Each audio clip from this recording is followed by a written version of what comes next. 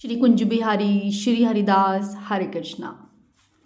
कार्तिक मास के महात्म्य अध्याय 24 का मिलकर श्रवण करते हैं और आगे जानते हैं क्या हुआ। हरि बोल। लिखवाओ से निज दया से सुंदर भाव बताकर कार्तिक मास 24वां अध्याय सुनो सुधाकर। हरि बोल। राजा पृथु ने कहा, हे नारद जी, आपने तुलसी के इतिहास व्रत महात्म्य के बारे में कहा। अब यह बताने की कृपा करें कि कार्तिक मास में क्या क्या और भी देवताओं का पूजन होता है, यह भी मुझे समझाकर कहिए। नारद जी ने कहा, पहले समय में पर्वत के निकट कर्तिपुर में एक धर्मात्मा धर्मदत्त नामक ब्राह्मण रहता था। वह भगवान विष्णु के सब व्रत करता था। एक दिन कार्तिक मास में वह एक पहर रात शेष रहने पर जागरण के लिए भगवान विष्णु के मंदिर में हर प्रकार की सामग्री लेकर जा रहा था कि मार्ग में उसने एक बड़ी भयानक राक्षसी को देखा, जिसके बड़े बड़े दांत, लपकती हुई जीभ और लाल लाल नेत्र थे। उसका शरीर नंगा और मांस रहित था। वह भयंकर राक्षसी को देखकर धर्मदत्त बुरी तरह कांपने लगा। अन्य कुछ उपाय न देखकर उसने पूजा थाली और जल का लोटा उसके ऊपर फेंक दिया, क्योंकि उसने भगवद नाम का जप करते हुए वह सामग्री और जल का लोटा जिसमें तुलसी दल पड़ा था उसको मारा था, जिससे उसके जन्म जन्मांतर के सभी पाप नष्ट हो गए और पूर्व जन्म याद आ गया। वह हाथ जोड़कर धर्मदत्त के चरणों में गिर पड़ी और बोली कि हे विप्र, मैं पूर्व जन्म के कर्मों के फल से इस अवस्था को प्राप्त हुई हूँ। नारद जी ने कहा, हे राजन, उसे इस प्रकार प्रणाम करते देख अति विस्मित हुए धर्मदत्त ने पूछा, मेरी यह अवस्था किस कर्म के फल से हुई है? तेरी यह अवस्था किस कर्म के फल से हुई है? तू पूर्व जन्म में कहाँ रहती थी और तेरा कैसा चरित्र था? यह सब कुछ मुझे बता।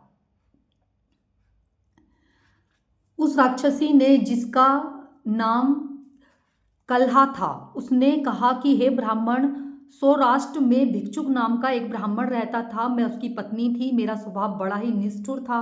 मैंने अपने पति का कभी भी भला नहीं चाहा, ना उसे कभी इच्छा भोजन और मिठाई खाने को दी। मैं प्रतिदिन उससे लड़ती झगड़ती रहती थी। मुझे इस प्रकार से झगड़ालू देखकर नित्य प्रति की कलह से तंग आकर मेरे पति ने दूसरा विवाह करने का निश्चय किया। यह सुनकर कि मेरा पति दूसरा विवाह कर रहा है, मैंने उसके विवाह से पहले ही विष खाकर आत्महत्या कर ली। मेरी मृत्यु के बाद यमदूत आए और मुझे गधा से मारते हुए यम के पास ले गए।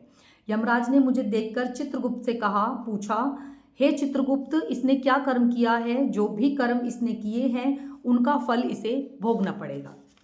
कल्हा ने कहा, हे ब्राह्मण, चित्रगुप्त ने यमराज से कहा, इसने अपने जीवन में कोई भी अच्छा काम नहीं किया। यह अपने पति को सदा खराब भोजन देकर आप अच्छा भोजन खाती रहती थी, इसीलिए अब यह निष्ठा खाने वाली हो गई है। इसे अब सूरी का जन्म दिया जाए। चूंकि यह अकेली ही पाक के बर्तन में भोजन करती थी, इसीलिए यह अपने बच्चों को खाने वाली बिल्ली होगी।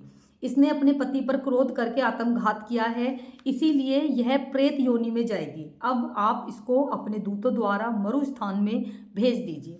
वहां पर यह बहुत दिनों तक प्रेत योनि में रहकर फिर यह पापिन अपनी तीनों योनियों को भोगने के बाद 100 के ब्राह्मण में 500 वर्ष के प्रेत योनि में हूँ और भूख प्यास के कारण नित्य दुखी रहती हूँ। एक दिन भूख से तंग आकर मैं एक वैश्य के शरीर में प्रविष्ट हो गई। उसके शरीर द्वारा मैं कृष्णा और वेगी के संगम पर इस देश में आ पहुंची। एक दिन भगवान शंकर व विष्णु जी ने मुझे बलात् उसके शरीर से बाहर निकाल दिया। फिर मुझे आप दिखाई दिए। आपके लोटे में से तुलसी जल का छींटा मेरे ऊपर पड़ा, जिससे मेरे सब पाप नष्ट हो गए। हे द्विजोमत, अब आप मुझे यह बताइए कि जिसे आगे होने वाले तीनों योनियों और इस प्रेत शरीर से किस तरह मेरी मुक्ति होगी, आप मुझे बताने का कष्ट करें। धर्मदत्त कहला की बात सुनकर उसके पिछले कर्मों और वर्तांत अवस्था को देखकर बड़ा दुखी हुआ। उसका दुख देखकर उसका चित्त पिघल गया और फिर उसने दुखित भाव से कहा। ये था कार्तिक मास के 24वें महात्म्य का अध्याय। आगे क्या हुआ, धर्मदत्त ने उसको कैसे मुक्ति दिलाई और उसका क्या किया, ये हम 25वें अध्याय में पढ़ेंगे। श्री कुंज बिहारी श्री हरिदास। प्लीज़ लाइक का बटन दबाना बिल्कुल मत भूलिए। आप लोग कितना बोलो फिर भी लाइक का बटन नहीं दबाते हो। हरे कृष्णा।